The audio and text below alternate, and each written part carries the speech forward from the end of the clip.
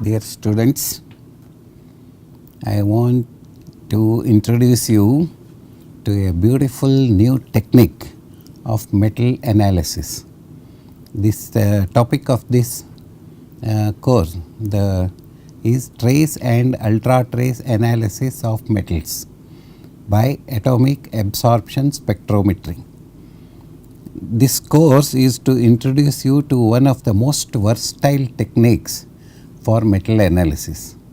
You may ask, why metal analysis?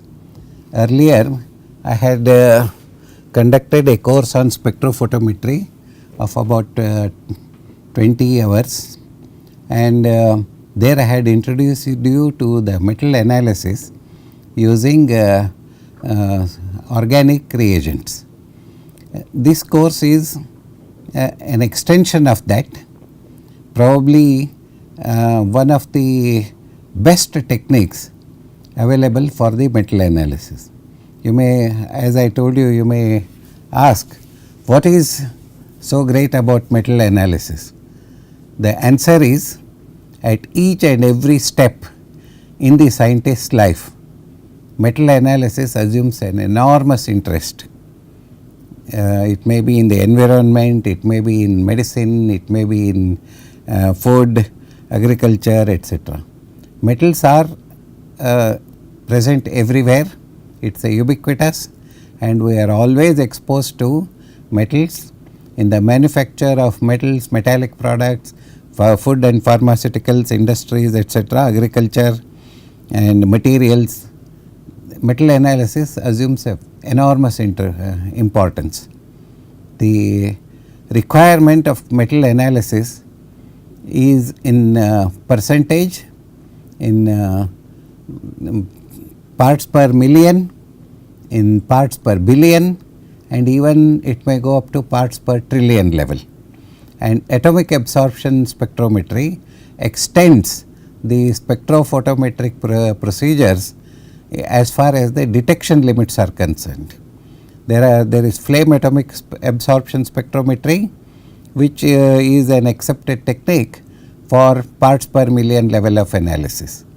And then there is graphite furnace atomic absorption spectrometry, which extends the quantitative determination of nanogram materials, nanogram quantities of metals, and even nanogram per liter. What I mean is, that is 10 raised to minus 12, that is picogram range.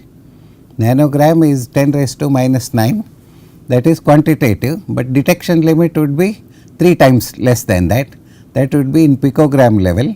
So, the atomic absorption technique has assumed a versatile analytical role of the versatile analytical tool, and right from its discovery since 1955, atomic absorption has gone a remarkable development.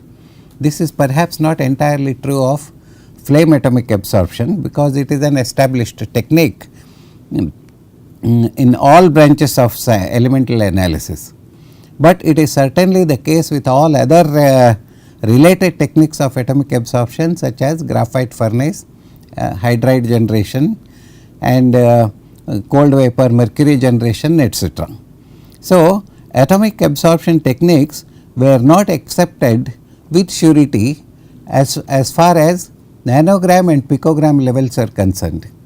The graphite furnace and hydride generation technique have introduced us to the lowest level that we can go for in the determination of metal atoms.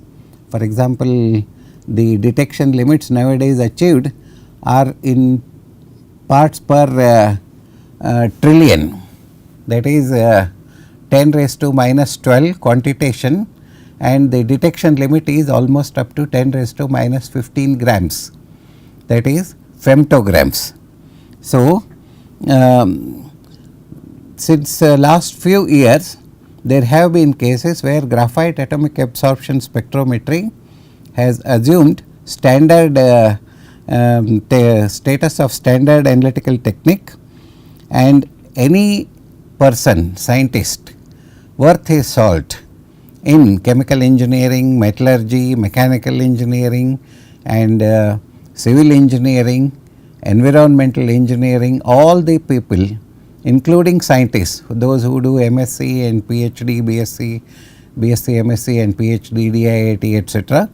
They are all faced with the problem of chemical analysis of metals at some time or the other, and any laboratory without atomic absorption spectrometer is considered as an underdeveloped laboratory right now. So, along with analytical acceptance, atomic absorption has spawned research into several related areas also apart from metal analysis. What are these areas? These areas include instrumentation such as optics, atomizers, detectors, automation etc. In several as an analytical technique, it encompasses metal analysis in several fields, like I had told you about agriculture, metals, botany, zoology, kidneys, medicine and so many other areas. Therefore, atomic absorption has entrenched itself firmly against all other analytical techniques, rivaled only by probably atomic emission technique, which I may do later in the course of these MOOC courses. But right now I want to teach you about atomic absorption spectrometry, and this is important for MSc courses also. And what I would like to deal with it is, in the first module I will talk to you about the introduction, in the second module I will talk to you about the structure of the atoms, and in the third module about atomic absorption spectrometry, then instrumentation, optics and detection detectors systems, followed by applications.